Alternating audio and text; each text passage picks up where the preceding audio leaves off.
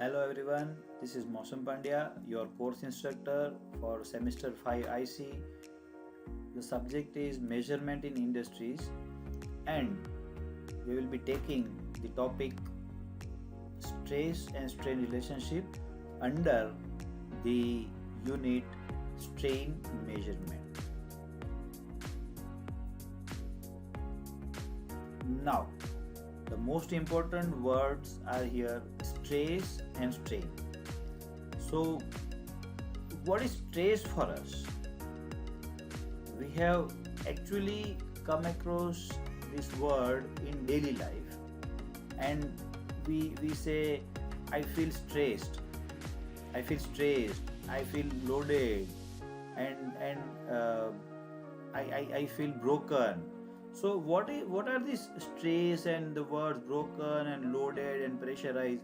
So technically speaking, similar way we can implement these words in engineering as well. And let me tell you, stress is loading, strain is deformation after loading. So let us see technically how we define, how we try to understand stress. So fundamental types of loadings are, like you must have studied this during your school days or in first year of engineering. Let us revise very quickly. The first one is compression, where we see compressive forces are applied in one axial direction. Opposite to which, that is tensile force, we say tension, elongation in one direction. Shear force, then torsion, it is like twisting at the two different ends, like twisting in the two opposite direction. And another is bending, where we bend from the two ends, like making arrow and bow. So what is stress and how we define it now? Let us see here, taking a beam, one cylindrical beam having original length, that is L0, and cross section area is A0. And if we apply here tensile force in axial direction as we have shown. So what is stress here? Stress is actually force acting across unit cross section area in the right angle direction. It is having the unit of pressure only. So force and original cross section area as SI units, the Newton for the force and meter square for cross section area.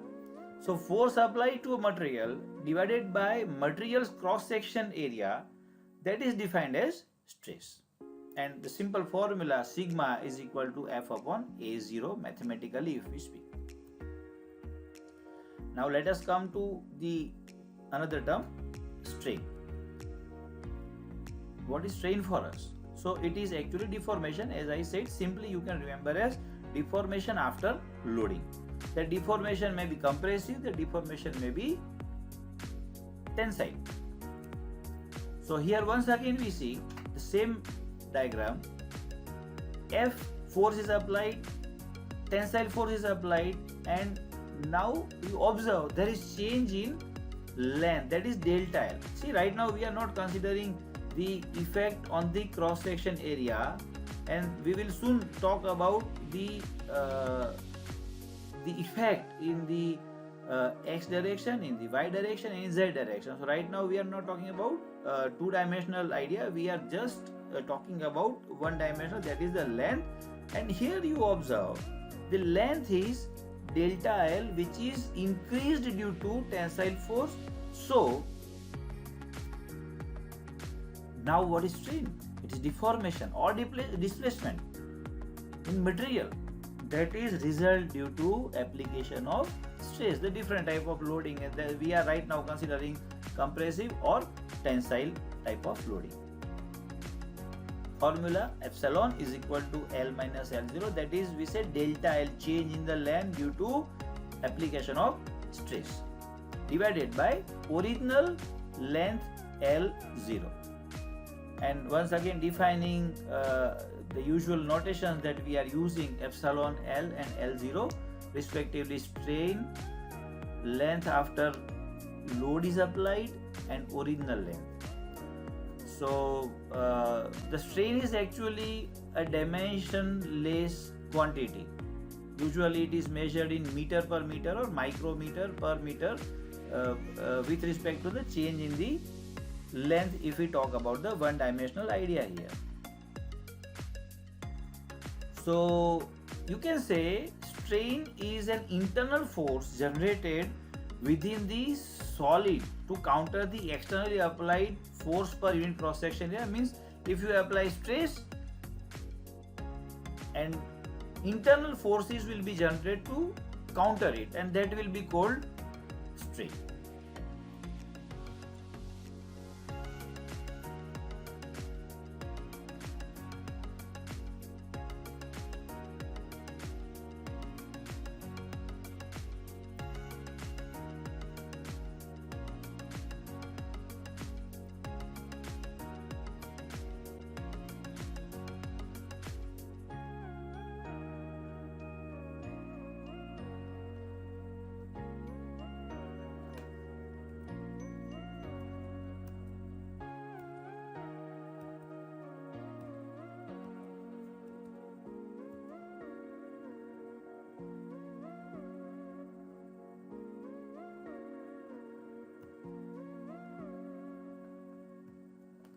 Okay,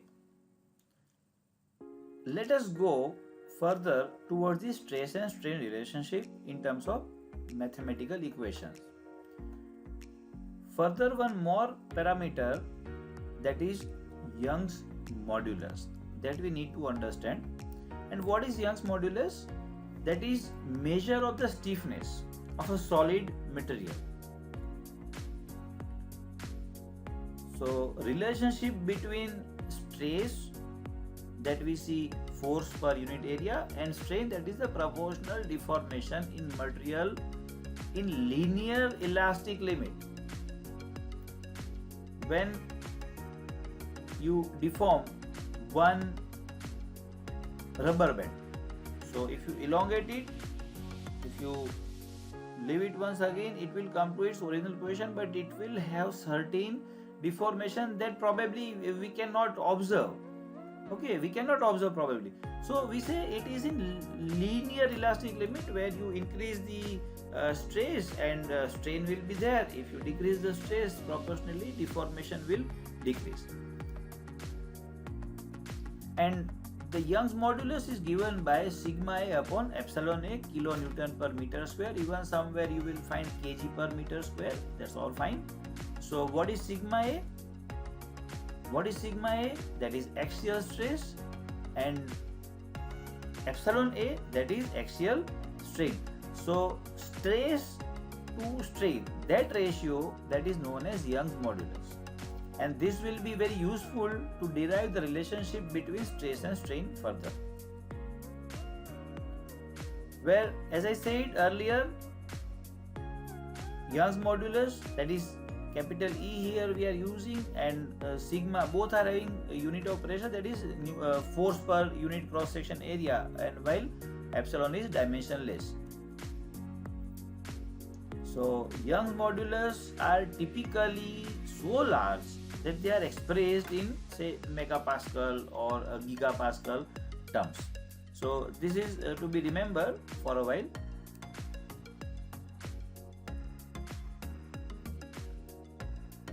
Now third term we are introducing here is Poisson's ratio.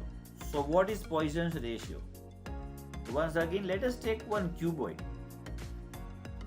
Now we are gradually entering toward the three-dimensional idea, and if we apply force in the axial direction, say here we are applying tensile force, what will happen to x axis? what will happen to y-axis direction, what will happen to z-axis direction.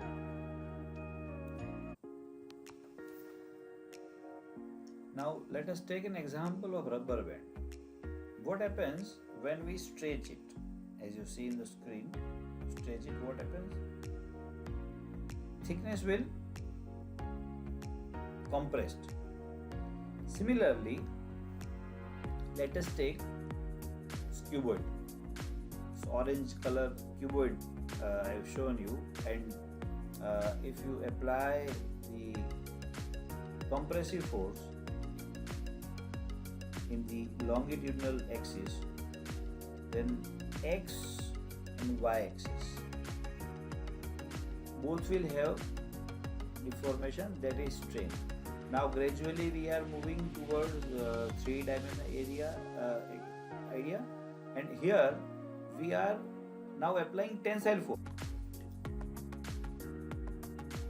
Now if we apply tensile force in the longitudinal axis, now what will happen to x-axis and y-axis?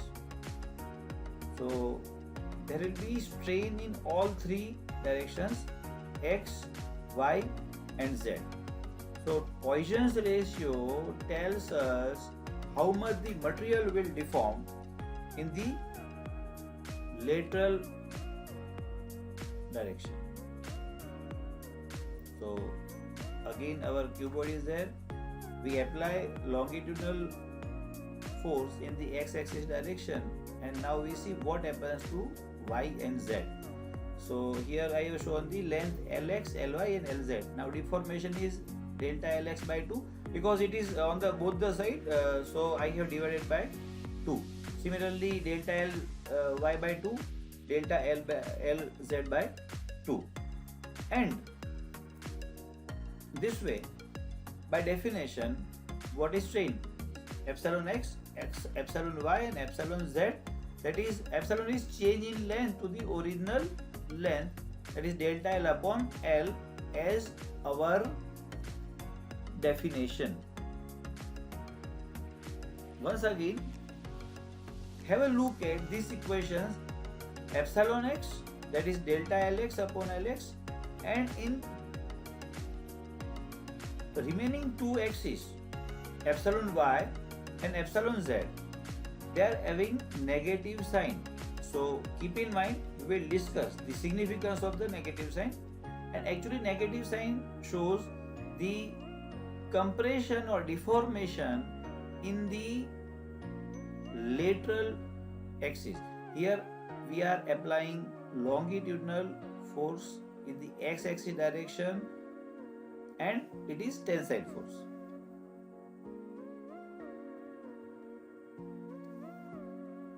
So as epsilon is your strain here in three different axes, x, y and z. So surprisingly, as we understood that epsilon x will be responsible for epsilon y and epsilon z, and for material the ratio remains constant as you see on the screen. Poisson's ratio, that is lateral strain to longitudinal strain, and it's given by Simon Denis Poisson. He was the scientist who introduced this Poisson's ratio. Now, significance of negative sign that we see here as 0.3 if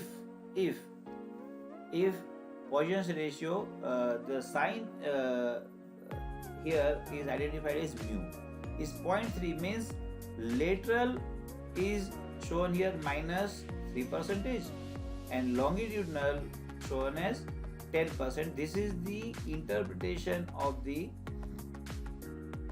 Poisson's ratio here, and now you understand it is actually giving the lateral strain to longitudinal strain, that you remember this ratio. Let us go further, and we must clarify that we accept this entire concept for isotropic material, where isotropic means in every direction the material has the same characteristics. Okay, and as earlier I mentioned, we will be operating in elastic limit only. So stress versus strain, if you relate, there will be a region where this is the region where stress and strain is having linear relationship, and we accept that we will be operating in this only.